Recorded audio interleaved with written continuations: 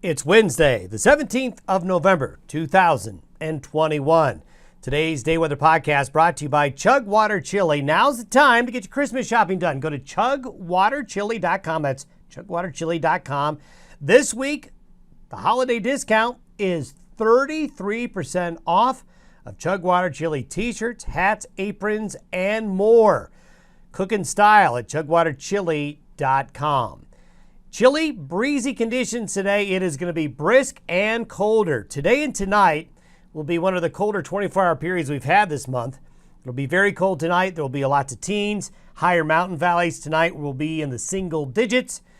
Fair weather returns with rebounding temperatures for Thursday and Friday. A little breezy, but not much going on Thursday and Friday. The weekend is going to bring a Pacific system in. Now, it's not as strong as what just went through that produced all those horrible winds. But the weekend will bring some mountain snow showers. It'll be a little bit colder on Sunday, a mix of clouds and sun, a little unsettled.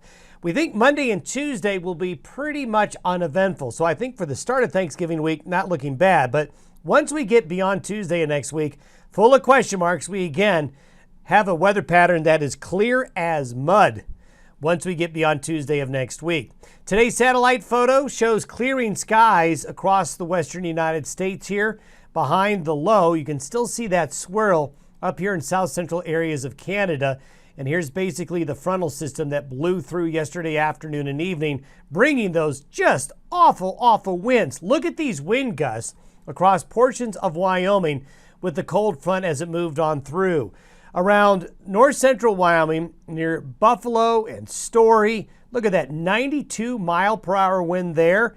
Gets even worse near Banner, Wyoming, near Sheridan, 95 miles an hour.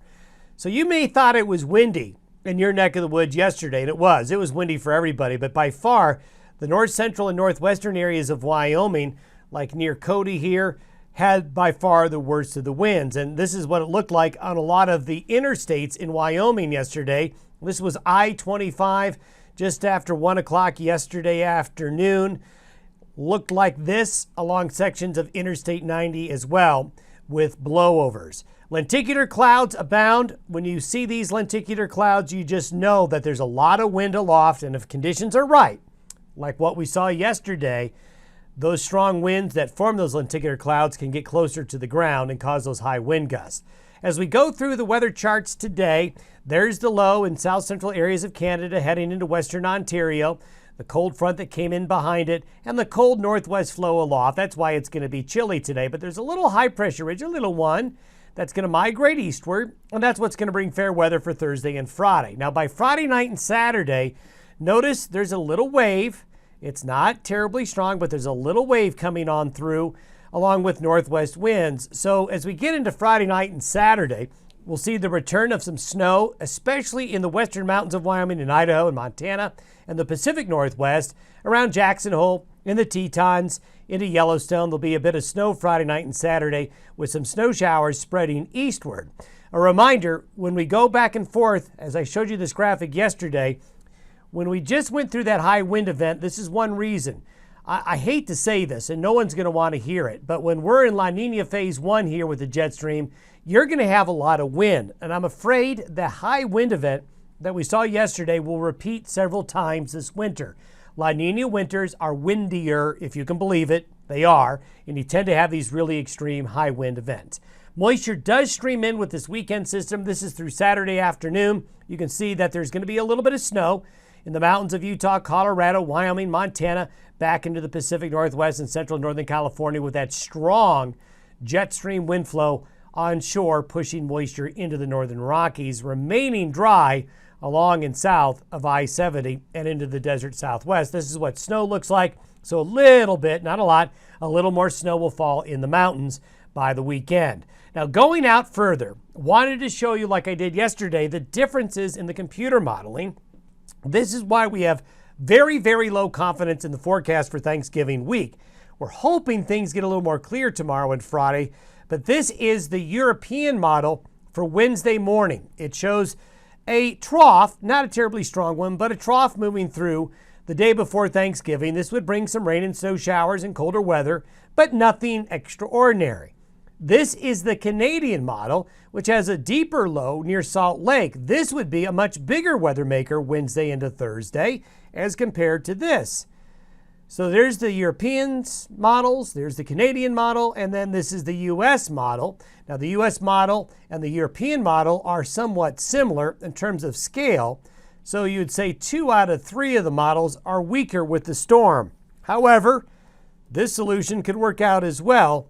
So we're going to keep an eye on it for you. One thing we are pretty sure of is that at least Monday and Tuesday next week, we don't see travel problems. Also, notice this. Notice there in New England, a deep storm along the northeast seaboard on Wednesday. That is showing up in all the models. It's just in a different location.